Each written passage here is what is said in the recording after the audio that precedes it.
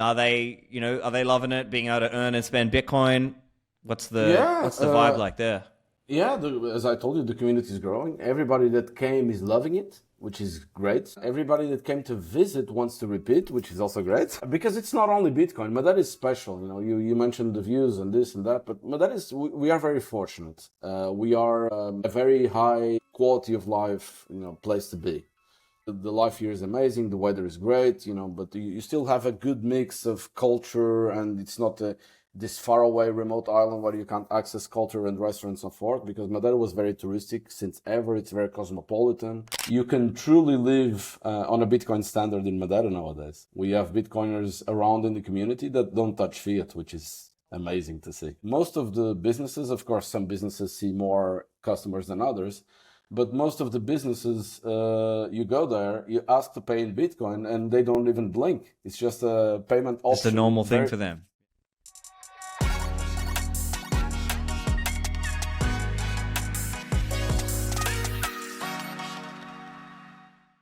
Hi everyone, and welcome back to Stephan Livera podcast. Today I am joined by André Loja. Many of you will know André from his work on Free Madeira. Madeira is this, as I understand, I mean, you correct me, it's this autonomous island off of Portugal. Yes. And it's really interesting from a Bitcoin adoption perspective. And so, yeah, interested to chat with you. So welcome to the show, André. Thank you for having me, Stefan. It's a pleasure to be here. And yeah, we've been working in Madeira on the Free Madeira project for a while now. It's been, I think, almost 3 years now that we funded the project, so time flies. Yeah, And yeah. So give people a quick overview. Like, what is Free Madeira? so Free Madeira is basically a Bitcoin circular economy project, education and adoption of Bitcoin, first and foremost. We started as a non-profit association almost 3 years ago. We introduced the project, I think, in Bitcoin Amsterdam at the time. It's very fuzzy now. Time flies, but in Bitcoin years, it seems like every year is 7 years. So Yeah. much happens. So we're working on adoption and education of Bitcoin foremost. That's the goal. But we have a lot of other projects ongoing. So starting with education and adoption, we have Enrique, which is our education volunteer, but the lead of the education part. And we've been doing many workshops in Madeira for privates and also businesses. And it's been very successful. And now we finally launched the My First Bitcoin diploma in Portuguese. And we started a 10-week program that has almost 50 people on board. So it's really great to see the adoption going on. I actually I'll show you our copy of the diploma in Portuguese. Excellent. And now we are actually in conversations with the Secretary of Education on the island to put the PDF as an optional course on all the tablets of the students of Madeira. So hopefully we can do that. And of course, it's all open source, all free to take over. It's on our GitHub online. So we are spreading also to the other Portuguese-speaking countries like Mozambique, Angola, and Brazil, of course. Although Brazil is more advanced and they have a lot of other projects like Kaká, for example, and the Area Bitcoin guys there in Brazil. We work with them. But yeah, so the education is flying. Merchant adoption is also a big thing here. We have Charlie, which is our merchant adoption rabbit. He goes everywhere on the island helping people. We have Bitcoinized POS machines that we bring to the merchants all over the island, and we have, I think, almost 160 merchants now. From supermarkets, pharmacies, restaurants, you name it. So it's actually so cool to see that after 2 odd years of launching this project, you can truly live on a Bitcoin standard in Madeira nowadays. We have Bitcoiners around in the community that don't touch fiat, which is amazing to see. And I can tell you what makes me the most proud is now that most of the businesses, of course, some businesses see more customers than others, But most of the businesses, you go there, you ask to pay in Bitcoin, and they don't even blink. It's just a payment option. It's a normal thing for them. Yeah. Yeah, which is great to see. And Bitcoiners are still shocked with that because when they come and visit, and we've been having a lot of visits from people elsewhere, some decided to stay, which is also part of the project, like to increase the to attract people to come and stay, to come, and businesses and so on. We'll speak more about that. They're still shocked because they go to BTC Map, and shout out to Nathan Day and the great work they're doing at BTC Map. We've been partners for many years. I'm actually going to Bitfest in Manchester with them in end of November. We're also going to introduce sovereign engineering there, which is a thing we'll speak afterwards, Gotcha. I guess. Yeah. But people are still shocked that they go to a business, first time they ask for Bitcoin, and they're just pull the POS machine, payment, and they don't even discuss about it. And the Bitcoiners are like, what? Yeah.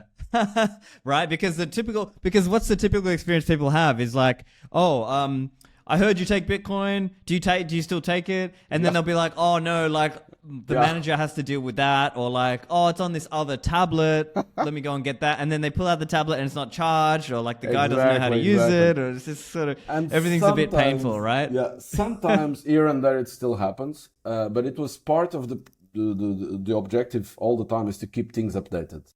So Charlie is always taking care of the merchants. And whenever we have a big Telegram group, for example, with all the people, that love Free Madeira, that live here, and they keep things updated. If for some case, some Bitcoiner goes to a business and that happens, he immediately says, look, this, and then we send Charlie, take care of this. Like, either you accept it or not. Like, don't make the things, you have to put it properly. And now it's even more easy because we got a grant for the Bitcoin machines. We have a lot of them, so we're putting them on the for free on the merchants that have more regular payments. So it's great to see they put the machine, the ticket comes out, everything's very formal and normal. Right. And the cool thing with the Bitcoinized machine is it just looks like a standard credit card machine, right? So to the everyday fiat normie, it just looks like a normal payment terminal thing. So it's very similar to what they've already used. And it's just now it can also do Bitcoin, right? And so that's the cool thing. And of course, as you mentioned, just for listeners who aren't aware, btcmap.org is the website for that one. And basically you can go there and you can find out, like if you're into earning and spending Bitcoin, btcmap.org is a great resource. They've got an app and they've got a website where you can find whatever, coffee shops and restaurants, and not just that, but other things also. And so that's a really cool thing. Of course, I've got an episode in my back catalog somewhere with Nathan chatting about some of that stuff. And I believe I also have a Bitcoinized episode anyway. But let's come back to what's happening in Madeira. I'm curious your take on this. Like, do you think it kind of... Okay, so let's put it this way. Do you believe it has attracted people to the island? What has come from doing this project? What kind of benefits have you seen by doing this project? Absolutely, especially since the conference, because we can go there for a bit. Just when we launched Free Madeira, and we have I'm very fortunate to have this big advisory board with a lot of good people in the network. People like Jeff Booth, Daniel Prince, Knut, and many others. So it's great. And they all helped in the beginning. We had some advisory meetings and so forth. And on the first meetings, when we were still, designing the path and the objectives of the association, I put it out there to, we should do a conference, like to bring awareness to the project and so forth. And my idea was to do a small conference. So we would bring the advisory board, bring some, start some relationships with the government and institutions and business, like a small thing. But it totally went out of proportion because Jeff Booth, for example, was monumental at the time, and he started inviting some people, and then we got Jack Dorsey, and then we got Michael Saylor, and then we got this and that, and suddenly we got this huge conference with 200 speakers from all over the world and 3,000 attendees and in a full stadium. And for a first-time event, which is really hard to do. Yeah, I still don't believe it. 1 year and a half after it happened, how magical it was. Because as you put it out, very well. It was a first time event on this small island in the middle of the Atlantic, and it turned out to be this magical week, full of Bitcoiners, full of the highest ranking people in the in the space, and it was, I think, the best initial bet we could have made ever on Free Madeira Association. So it was great for awareness. And it helped a lot in the beginning, right? Because then we got a boom on interested people, interested businesses. There was a lot of, as I usually say, because at one point I thought I was the only Bitcoiner in Madeira, but I was not. There's always people around. But when you put yourself out there, suddenly you attract, you start with the meetups, you start with the conference, of course, was really big. And then it starts flowing, and it's just this wave of people coming and helping and visiting the island, and it created a lot of awareness for Madeira. It's still ongoing. Many people decided to live here, so we have a lot of expats related to Bitcoin that are now living in Madeira. The local community is also growing. We have monthly meetups where we introduce projects. So there's always movement around, and visitors, also like the traditional tourism, they come a lot because of Madeira. It's very clear. I get messages every month of people that are visiting. Just now on Twitter, I was replying to this guy that said that he loved Madeira. He came because of Bitcoin. He spent 2 weeks here on vacation, and he's already planning a return. So it's great to see.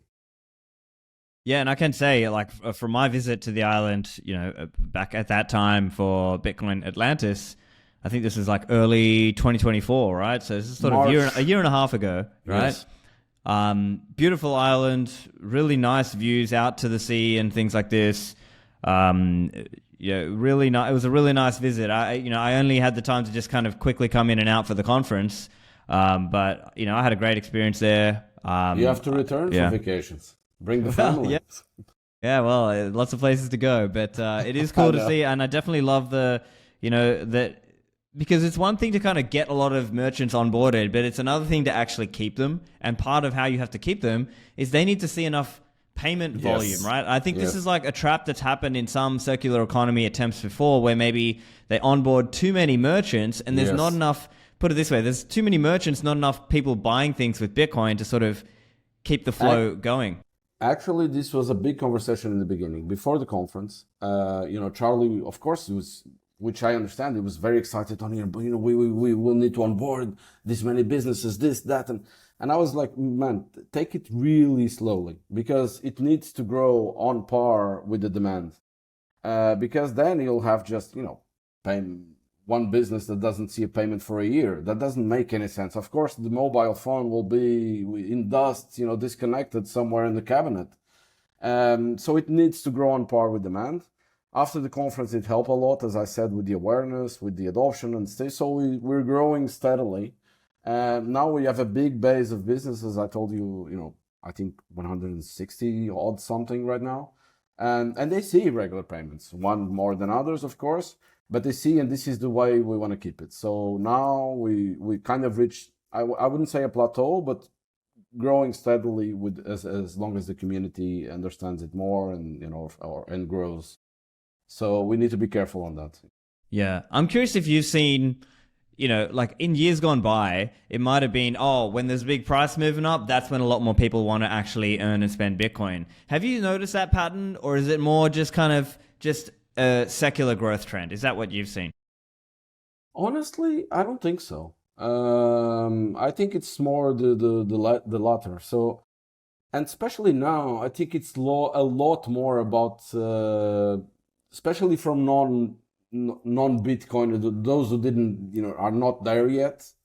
I think businesses just want a way out, right? They want a safe path. They want to save the money. It's the debasement, the fiat debasement syndrome is very deep now, and in the normies, even like on all the general population, because it's right, because cost of living is going up pretty much anywhere around the world, especially after COVID. It was eye-opening for a lot of people. So I guess it's more that than the price of Bitcoin itself, which is great.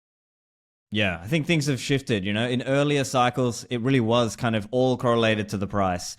Whereas now, yeah, it seems like it's more just kind of an adoption, and I think to me, if I kind of zoom out, I think that kind of looks at like, power law adoption rates and things like this. So what's the attitude like, Bitcoiners on the island? Like, are people, especially the ones who live there, what is it like for them? Are they loving it, being able to earn and spend Bitcoin? What's the Yeah, what's the vibe like there? yeah. As I told you, the community is growing. Everybody that came is loving it, which is great. Everybody that came to visit wants to repeat, which is also great. Because it's not only Bitcoin. Madeira is special. You mentioned the views and this and that, but Madeira is, we are very fortunate. We are a very high quality of life, place to be. The life here is amazing, the weather is great, but you still have a good mix of culture, and it's not this faraway remote island where you can't access culture and restaurants and so forth, because Madeira was very touristic since ever. It's very cosmopolitan.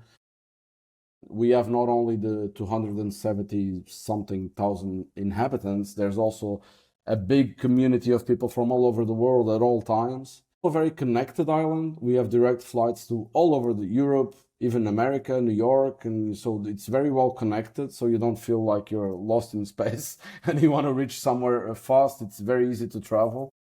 So people who came are loving it, and you know how Bitcoiners are. So Bitcoin is at the head at all times, in your head at all times. So they started businesses, they started projects.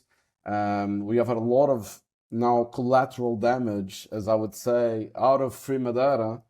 On satellite projects, well, independent projects, but I like, the Free Madeira was the spark for that explosion to happen, right? And they have an educational project like A Place to Be, which is an unschooling project. We now have a big group of people that bought a big plot of land in an amazing place in Fochal, and they're doing this sovereign space. There with horses and houses, and it's an amazing project that will, it's still ongoing, but it's going to take a while, but it's being already built. We have the sovereign engineering project. We have the Baselto Fund that I created on the side. So it's suddenly a lot of options happen because of what we're doing with Free Madeira, and that was also one of the goals: attract people, attract businesses, bring more awareness to Madeira, also on the financial and the economic activity that can happen because of the Free Madeira project. Gotcha. Let's jump into the sovereign engineering, because I know this is an interesting one. Can you give us a bit of an overview there? Like, what is this project? Just overview it for us. So sovereign engineering is a bit hard to explain, and I'm not technical, so I'll just put it out there. But of course, you'll know very well the names of the people involved. So we funded the project with Gigi, Pablo Fernandez and Martin. And of course, Pablo and Gigi are very, very, deep on the technicals. And they wanted to create this kind of brainstorming cohorts along the year to bring developers together to create freedom tech.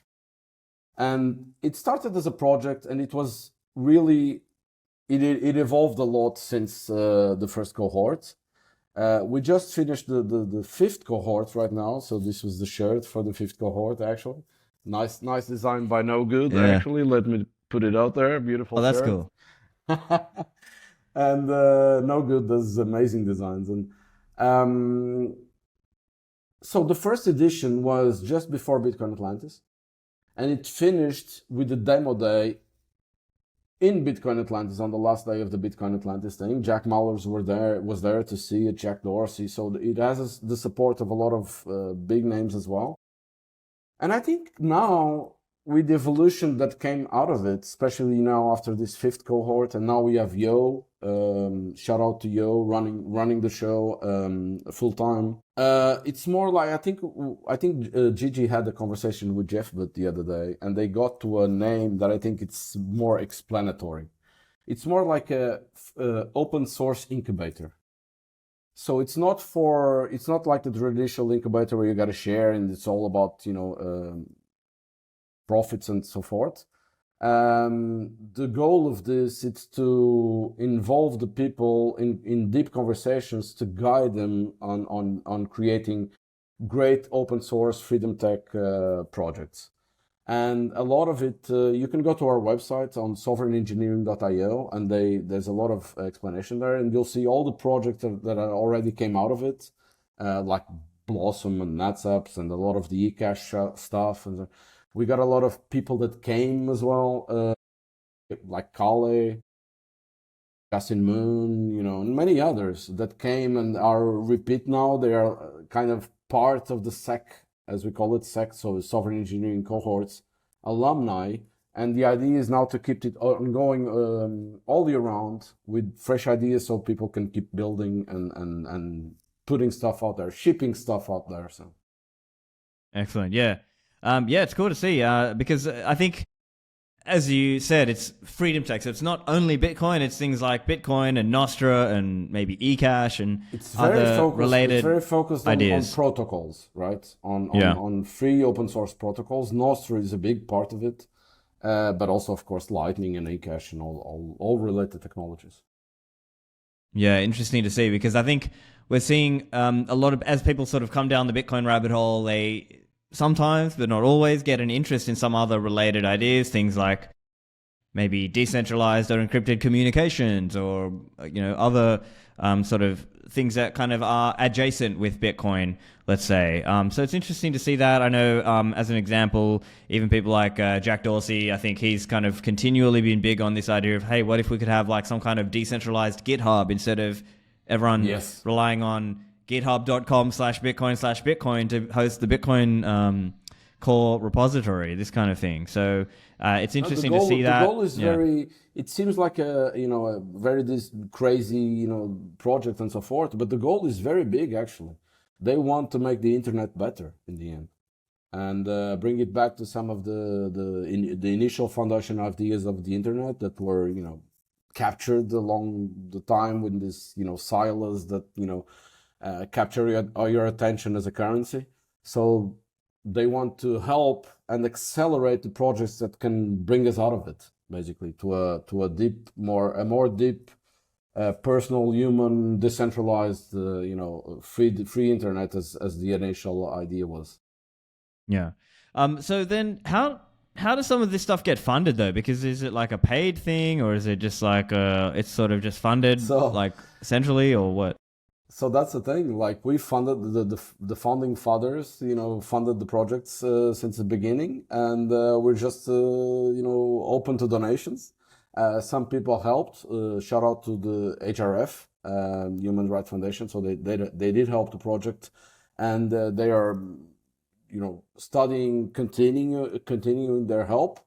But we're happy to keep this going, for a long time. It's we see a lot of value on it. And attracting developers and talent to the island, this kind of thing. Yeah, and I think some people will help us. We'll be fine. We're fine for the next years. Like we really want to bring this, we're keeping...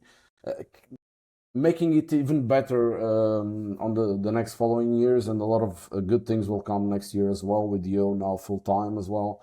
So yeah, and it mixes with the space, and I can mention that because it's also part of the Free Madeira goals. Mixes with SEC as well on having a physical hub in downtown Funchal as well for all the people. Excellent. And then on the, because I guess you've got a few, because I guess you're a bit of a serial entrepreneur, right? So you've got a few things going at the same time, right? As I understand, you have... My wife doesn't enjoy it a lot, but... Right, yeah, because she wants you to spend time with the family, right? I guess a lot of people are in a similar camp there, but... So as I understand, you have also a travel and holiday rental, as well as doing Free Madeira, as well as doing the Baselto Fund, right? Yeah, I guess how would you split your time nowadays? Like, where is your time spread across those different projects? On all of them, I just juggle the best I can. Of course, on the fiat side of businesses, because I had businesses before not related to Bitcoin. Of course, all of them now are related to Bitcoin. Even if it's just accepting Bitcoin for payments, but of course, in all of them, right? But I had several businesses before. For example, I own an island apart, which is a vacation rental management. We manage properties all around the island. And it's been ongoing for 16 years now. It's a great project. We're actually in the office of an island part. I have like 36 people working on an island apart. So it's doing very well. I have Cowork for Shell, which is a co-working space in downtown for Shell. That also accepts Bitcoin for a long time, and that actually was a very good spark to the initial of idea of bringing the president to Miami and so forth, because we had, a long time ago, I was very proud to have Bitcoin accepted on the wall of Cowork for Shell, in the beginning of all of this. Um, I have Manta, which is a design agency. We have Archipelago Investments, which is a consulting firm for businesses and individuals who want to move to Madeira and want to buy property or want to establish a business. So we have many collateral things that we can mix but I would say that I'm very, very, most of my time now, it's very focused on the Bitcoin related stuff. Because it's not only Free Madeira, it's also Monstera Books, because we have a publishing company. We translate all the best books in the Bitcoin space to Portuguese.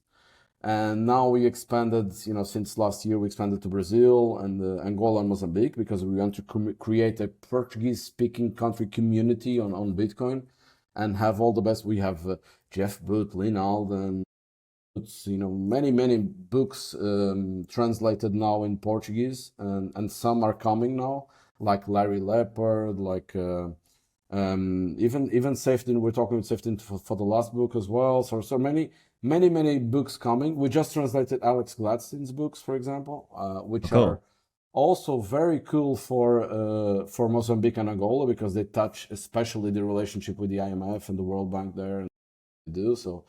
We are publishing a lot of books now, and it connects very deeply with Free Madeira, because it's also part of the education, right? So we have the books on the Free Madeira shop. We have a store online now, and also we want to make a physical one here on the Future Hub. And it's been going great, because we sell wallets, we sell books, we sell many things online, and it's been surprising. We've been selling cold cards like popcorn, which is really great, because it funds the Free Madeira project as well. Yeah. Like, all money reverts to the work we're doing with Free Madeira. This episode is brought to you by CoinKite, the makers of my favorite Bitcoin hardware wallet, the Cold Card Q. Now, some people think self-custody is too hard, but it's really about taking responsibility for your Bitcoin wealth and understanding that self-custody gives you a true feeling of liberty. The Cold Card Q has a full keyboard and big screen. It's got 2 secure elements and a true air gap, allowing you to go fully air-gapped using QR codes from seed generation to transaction signing. You can power the device using 3 AAA batteries, so you don't even have to plug it into the wall for power. You can easily use it with Sparrow Wallet for PC or Nunchuck on mobile, and you can dial it into the right level of security and complexity that you choose. If you want a simple setup, just use 12 words and single signature. If you want passphrases, easy. If you want to add multi-sig or co-signing features, you've got those too. So go to coinkite.com, use code Livera to get 10% off on your cold card or other devices, and level up your self-custody today. That's fantastic. And I'm actually curious to hear, obviously, you're an accomplished entrepreneur, but also who's obviously very deeply orange-pilled. How do you think about that question? Because a lot of people might think, oh, well, just hold Bitcoin and you're not going to beat Bitcoin return, but at the same time, I see clearly you're running different businesses and you see it as part of your operation. So how do you kind of wrestle with that trade-off of like, oh, just hold Bitcoin versus actually do operational businesses? I'm not on that camp. I think money is to be used to do stuff and to grow and of course I HODL from my personal savings. Even all the companies now, I'm completely orange pilled since 4 years ago or 5 years ago. And even before I dabbled in, I had all the shitcoin phase, of course, and all that story. But fortunately, I paid my tuition there, and everything it's gone now. The savings, the goal of all the businesses in the end is also, of course, to have Bitcoin, more sats and earn more sats for the business and save it for the future and so forth. But I think Bitcoin is it's meant to be a medium of exchange as well, and I truly believe that. So I use Bitcoin on my day to day. I'm a very big fan of spend and replace. We actually created, I can mention that as well. It's not launched yet, but we have a new project as well, which is a wallet that automates spend and replace, because it was actually a need that we found within the community, actually a need that I had myself. So I wanted to scratch my own itch, and we created this wallet called SatsFlow. It's not online yet, but I don't know if I should mention this. Oh, it's a scoop. All right, let's go. It can be one of those announcements and that never comes. But so tell us how the spend and replace works then. So let's say you go to buy the coffee or whatever. Like, so do you have a hookup with an exchange somewhere that auto buys? So like, how does it work? In the background, it's all automated, but the full idea is a spend and replace wallet. So you go to a restaurant, whatever, you buy a meal. And there's actually a lever, so you can be a psychopath. It goes from 1x to 10x even. We still didn't decide. So as in 10x the cost of the meal to buy Bitcoin? Yes. So you go there, let's say the meal is 20 euros, right? If you're on 5x, it automatically replenishes the wallet with 50 euros. Well, not 50, if you're 100 buying 20, euros, 100 euros, right? Yeah. So it's also a way to DCA by spending. Yeah. Because you're getting more Bitcoin. And of course, at one point, the idea is it goes on alert. You say, you have too many sats, just bring it to cold wallet. And you just. And the cool idea is you can't even accept sats on that wallet. It just connects to your bank account, automatically replenishes the sats. And the only way to get sats there is by spending. I see. And so I guess you've got to have like some kind of exchange connection and all that aspect of it. So then I guess it just every time you spend, it automatically knows how much you spend, uses your lever, goes on the background, exchanges, buys sats, and sends it back to the wallet. I see. And then what countries is it mainly just for use in the island, or is it just used in Europe, or just in general? And it's a general wallet that will, it's a very personal project. It's not launched yet, so there's a lot of regulation stuff also in the middle that we're navigating. Yeah, gotcha. But the goal is to use it for myself and for the community here. But I believe if you could do a good work here, it will be helpful for a lot of people elsewhere as well. Right now, because we are part of Europe, I guess all the regulations will be for the Schengen space. But yeah. We pretend to make it available worldwide if you can. So it's just a very simple wallet for spend and replace. I wanted to scratch my own itch, and Enrique, which is my partner at Madeira and the education guy on Free Madeira, and also it's being designed by Skylar, which you probably know. Skylar, yeah. And Paul Miller was also helping us on the back end of it. So, fantastic! I mean that's great. Yeah, I mean, for me, obviously, I'm happy to earn and spend, Bitcoin. But probably my difference is I acknowledge I'm ideological about that. I understand for a lot of people, they will just spend fiat, and that's just the way it is. Of course, which I truly understand. Yeah, but it's the same in the end, right? Because if you spend Bitcoin, it's just the cost of opportunity is the same. If you spend fiat, the cost of opportunity is the same. You could have bought Bitcoin with that money. So I think the reasoning is a bit... Nathan is actually from BTC Map. Nathan is very good at explaining that. We went to a conference in Curacao together. We met Peter there, and it was a great trip. Nathan's presentation was actually just about that. Like, people are saying, spend the shitcoin first, like the fiat, right? But it's actually the same, right? If you're spending the fiat, you're just, not buying Bitcoin with that money anyway. So I think actually the spend and replace, where you can buy even more, kind of creates a feedback loop, which is even more interesting. Yeah. I think it just it is a little bit case by case, because maybe for some people they just, they're just not in that place of life, or maybe it's just like a mindset or mentality thing. So maybe for them, it is easier to think of it as like, spend and replace, or just, when I buy that meal for 20 euros, I need to rebuy 20 euros worth of Bitcoin just so that my position doesn't go down in Bitcoin terms. Also, in many places, the opportunity is not there because there's no merchants accepting Bitcoin and so forth. So every reality is different, of course. That's why we wanted to design a wallet that could serve our needs as a community because we have so many merchants around. Our needs in terms of easiness of process, because nowadays when I spend some sats and I want to replenish, I need to go to the wallet and send back, do all that process manually, which will also bother me because sometimes you don't do it, because just busy. And we wanted to create a seamless project to just spend and forget. If you do the lever, it's even good. Like it's a way to DCA because you're getting more Bitcoin than you're spending, and it's great that way. Yeah. Let's switch to your Basalto Fund. So, as I understand, this is like another new thing you're doing, which relates to investing in either Bitcoin or Bitcoin companies. Is it? So actually, can you just give us an overview? What is Basalto Fund? Yeah, so Basalto Fund was an idea that I had with Jeff Booth for a long time. Since we started the Free Madeira project, we thought about doing a fund in Portugal for real estate investment in Madeira that could mix Bitcoin. Like there's some project in the States that do, there's Grant Cardone that invests in real estate but buys a share of Bitcoin for the long term and so forth. That kind of organization. But at one point, and this was mixed with the Golden Visa program of Portugal, that it's been ongoing for many, many years, which is it's a residency by investment, citizenship by investment program, right, that Portugal has for a long time.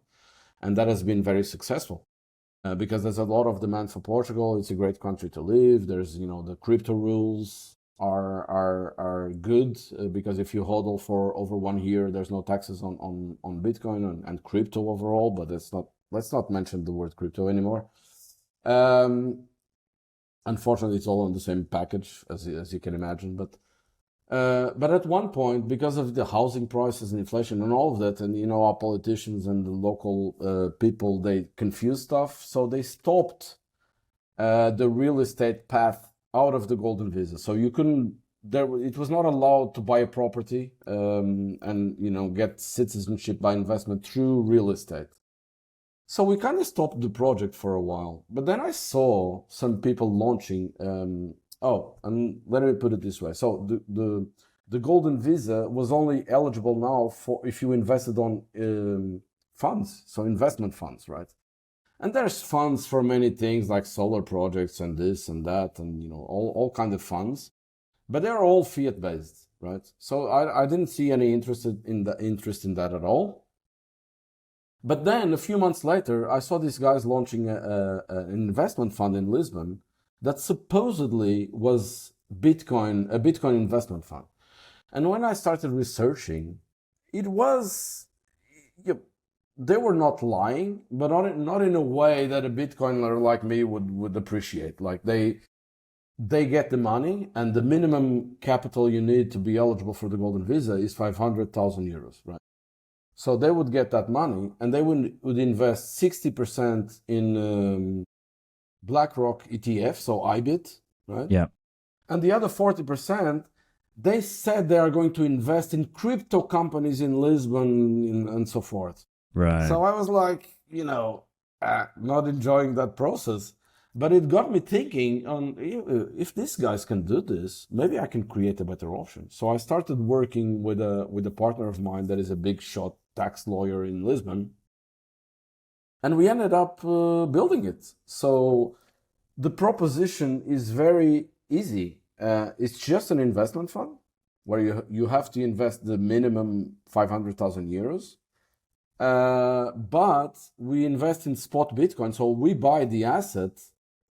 We custody, there's two things. So we buy a minimum of 80% goes directly on the asset, which we custody with NYDIG in New York, Ross Stephan company. So shout out to them. They were partners since the beginning, which is great. We wanted a very reliable partner on the custody.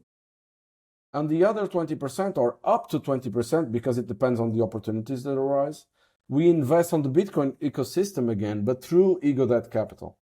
So Gotcha. Lynn Alden, Jeff Booth, Preston, Nico and Andy, they're doing great job there. Actually, they just closed the second fund with over 100 million on the second fund. We are going to invest through them on the Bitcoin ecosystem, on Bitcoin startups. And I wanted to design it this way because the fund has a maturity of 8 years. So you have to keep the investment ongoing 8 years because of the golden visa process as well. Because you get residency and citizenship, and we can go on more detail on how that process is as well. The idea is you keep the investment ongoing for 8 years, and when we liquidate the fund in the end, I believe a lot of the work Ego Debt Capital is doing, and I believe we'll be successful enough that we can pay out the investors more sats in the end than what they invested in the beginning. Even taking into account the 2% management fee that we have along the 8 years. So the idea was to create a fund, a Bitcoin-friendly fund, that Bitcoiners could look with interest, not to lose. Main goals: do not lose exposure to Bitcoin as an asset during those 8 years, right? That's the most important part. And B, sats flow positive. So that investment can bring you more sats 8 years than what you put in, theoretically. Yes. So that's the whole goal of the fund. So as I understand, the Portugal Golden Visa, so as you said, it's a residency program, but my understanding is Portugal has these rules where I think it's after, 5 years? And there's certain requirements. I think you have to do you tell me my understanding is it's like a week, a year, something like this. And then you also have to study to a certain level Portuguese and be able to pass a test and pass the language test, right? Actually, no, there's no language test. That's the good part. The Golden Visa path itself, it's rather easy. Because, of course, there's a big ticket on the investment. We know it's a European country, so it's 500,000 euros. That's the hard part. It's expensive. But then actually the Golden Visa process is not that hard because you do have to spend... the rules are you have to spend 14 days every 2 years. So basically it's a week per year in Portugal. You can also choose to live in Portugal. So you get residency. You can choose to live in Portugal for the duration. And 5 years later, you get access to the passport itself. And also not only you, your family as well. So your spouse and your dependent kids and dependent parents, if you do have them, right? So it's for the whole family. Of course, there's some extra costs associated with the Golden Visa process, but it's not much. It's just the regular lawyer fees to take care of the process, and there's a government fee for the Golden Visa. Should set you up around 30 to 40K, depending on who you're working with, because that's another project on the side. We can help with that as well through Archipelago Investments, but we usually recommend actually people to just go with an experienced Golden Visa firm in Lisbon that they can take care of all the process, and we take care of your assets of the fund for the long term. So it's let's say it's a forced HODL of your Bitcoin for 8 years. Yeah, I see. Okay, so, and then theoretically, I'm just looking up the numbers now. So as an example, so you're putting up just over 5 BTC, I guess, 5.27 BTC in terms of what goes into the fund. Of course, there's some other fees and other parts to it. And then, as you said, minimum 80% of that will just be Bitcoin exposure. And then up to 20% of that could be essentially VC exposure through Ego Debt Capital. Exactly. And so that's the part that's maybe a little more at risk. Like you could lose a bit, but you could gain. And hopefully if you could gain a lot, you could lose everything. That's the VC game. But we do believe in a lot in the work they're doing. I don't think it's going to be zero. I don't think at all. I think actually their hurdle rate, and they mentioned this a lot, their hurdle rate is the Bitcoin hurdle rate. So I think we're going to have more a successful exit, a liquidation that will help us be sats flow positive on the investment. Gotcha. Fund. And then what's the fee? Worst case scenario, you got a minimum of 80% on BTC directly, and that exposure you don't lose.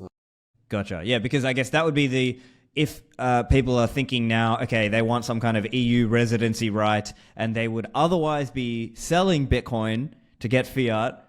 Yes. Right. Or maybe the other way would be if they borrow against some Bitcoin to get some fiat and now they're paying interest. So I guess people have to do their own sums, their own analysis. Of course, everyone's situation is different. There's also other things that come into equation. And I like to be transparent. Like, because of regulations, we can't accept the 500k euros in Bitcoin, right? We have to accept them in fiat, which for some people it's hard because they have their wealth in Bitcoin and it's a taxable event in some places, like let's say you're a US resident. So what we advise is for people to look into their own, situation. Some people can invest through, those self-directed IRAs that they have in the States. I see, yeah. And they have the self-managed super funds in Australia, and they have some equivalent stuff in the UK as well. So that's better because it's not taxable, so they can move because they might have a special tax environment, and if they can do it inside of that special tax environment, then there's less of a tax hit, so you're saving on the taxes there. There's no tax hit. So if they move the investment within the IRA to our fund, we have one investor that did that already. There's no taxable event there.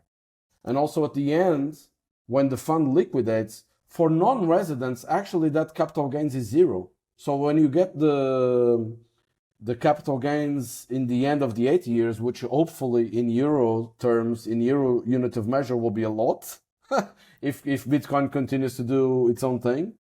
When we return the money back to the investor at the end of the fund, it's zero capital gain tax. So it's also a very good thing. I see. Okay. And so what's the fund, what's the cost on the fund, on the Basalto fund side? Is it you mentioned 2%? Is that the fee annual? Yes, so we charge, there's some smaller fees as well, like there's a 3,000 fee for Stag, which is our fund managers that we work with in Lisbon to do all the compliance project and so forth. That's a very small 3,000 at the beginning of the fund. And then there's 2% management like fee per year along the duration. So I guess just simple terms, it's like 500k, 2% of that is what, 10k. So you can just kind of think loosely, 10k by 8 years, so about 80k euro. Well, the unit, it's a percentage, so the unit of measure is euros. So if Bitcoin increases in price, it will be 2% of the assets under management. I see, yeah. But it's always 2%. Our big tickets for us, as let's say the greedy part of doing this project on my behalf, like the investor side of it, of the Basalto Fund, is at the end, at the liquidation. We also believe Bitcoin is going to do its work, right? And we do have a 10% cut at the end on the gains. So it's 2% management fee plus 10% cut in the end. Okay. So in the end, the unit of measure is euros. Let's say for, simple explanation. Stephan, Livera, you go into our fund as an investor. You invested 500k euros. At the end of the 8 years, just for accounting purposes, let's say your position is worth 1 million, right? Double. We will pay you back the 500,000 euros clean. And then on the profits, on the other 500,000 euros, we will take a 10% cut. Yeah, I see. Yeah. And I mean, I guess it also, you have to think, what do you think Bitcoin is going to do in that 8 years time, right? Like if like, as an example, if I think on, power law trajectory, let's say you hit 1 million in 2033, 8 years, I mean, that's almost a 10x in that the Bitcoin would do. So that 500k that you put in might be loosely kind of in the range of 5 million euros-ish. Now, of course, there's fees and other things along the way. And that would be 100% Bitcoin. This is 80% Bitcoin. Yeah, but anyway, point is, I guess you've got to do your own kind of estimate of where, because for every Bitcoiner, you've got to think, well, where do I think Bitcoin is going to be in 8 years? Plus, okay, what am I paying on fees? What am I paying on performance, etc.? All of it. And the decision for us was also very, we had to think a lot about this in the beginning when we were designing the fund. I could have made it simpler and just put 100% in Bitcoin. But I really wanted to be part of the motto of creating a sats flow positive business. Not for regulation processes, but for us, our unit of measure is sats. I want to be able, by the end of the fund, to pay out more sats to the investors than have invested in the beginning, and take a cut for myself and the other investments we have in the fund on sats as well and be sats flow positive. That's our whole goal. And for that, we needed to design a process that was also low time preference, right? Our whole goal is to be very successful by the end of the 8 years. People will get their nationality in the meantime and their citizenship, and at the end they will get their sats back with more on top. That's the whole goal. Yeah, and of course, it's I guess for a lot of Bitcoiners, they will want to maintain the Bitcoin exposure, right? Like if you're hardcore about Bitcoin, you want to maintain as much Bitcoin exposure as you can, and I guess you have to think about I have no doubts that if you're a Bitcoiner and you're looking into this kind of investment for your own family, for yourself, for your family, it's much better than the other options available in the market. It's a very niche thing. It's for Bitcoiners. It's not for everyone, of course. Like the regular guy will not invest in our fund because I think it's crazy to put the 80% allocation on Bitcoin. He probably prefers some kind of solar panel installation somewhere. So there's a big gap in understanding there. But this is for Bitcoiners, for people who believe that they want this nationality, they want the citizenship, and also they believe this is a much better product because they're not losing exposure to Bitcoin on this, at least on this capital of 500,000 euros. Gotcha. Yeah. Now, I guess zooming out a little bit, but still on the topic of nationality, residence, where things are going. Exactly how autonomous is Madeira from the rest of the craziness that's going on in Europe? I kind of get a sense that a lot of the EU is very pro-regulation, pro-red tape, right? Obviously, you're closer to it than I am. But what's your sense of it, and how does Madeira compare with what's going on in the EU land? We have some freedoms within our regulations. We are officially an outermost region of Europe. We are a semi-autonomous region of Portugal. We have our own president, our own government. But there's a set of regulations that still connect us to the mainland, and especially on the big topics, let's be honest, like taxes and all that stuff, nationality and so forth. So we do depend still on the national government and on the national programs, and we are still dependent on the Parliament of Portugal for the very hard laws that that governments create. And let's not true, we are under the EU scope, and that's good and bad at the same time. There's also good things. There's bad things. Madeira needs to comply with most of the rules. There are some freedoms on the tax space, but for example, we can't decide our own taxes, but we can create a gap. So taxes in Madeira are better than the mainland, for example, 30% lower for individuals and for businesses, for example. And this is important for the fund because the fund invests in a Madeira business. So at the end, the numbers will be better than other projects located in the mainland because our capital gains tax will be lower by the end of the fund. So there's good things and bad things, and we can do some individual stuff. Like, for example, I was mentioning my first Bitcoin diploma, right? That we're going to put on PDFs on the tablets of the students of Madeira. This was not possible on the mainland. We have our own education secretary that has a lot of freedom on what he chooses to impose in Madeira. So, and also the good part is we're a small island in the middle of the Atlantic, so I guess they will not be worried about our own stuff here most of the time. So, which is great. We are very far away from the big capitals and the big stuff that is happening in the mainland. Yeah, and so aside from the residence program and Baselto Fund, people who just want to move to Madeira, what does that process look like? Is it hard to get residency rights there? There's many how does options. it work? Yeah. There's many options. Actually, one of the good parts of the European Union is the freedom of movement. That's very good. So if you're from Europe, you can move here at any time you want. We have a lot of Bitcoiners from Europe that just moved. If you're from elsewhere, there's different programs. One of the options is the Golden Visa Fund. So you can invest in one of these funds, hopefully ours, if you're a Bitcoiner. But there's other options like the D7 visa, which is like a nomad kind of visa that gives you like 1 or 2 years residency and some benefits. There's Also, you can move and apply for a different kind of visa, like the visa for, if let's say you're a Bitcoiner and you want to create a business, you can actually, this is a welcoming thing for people to think about.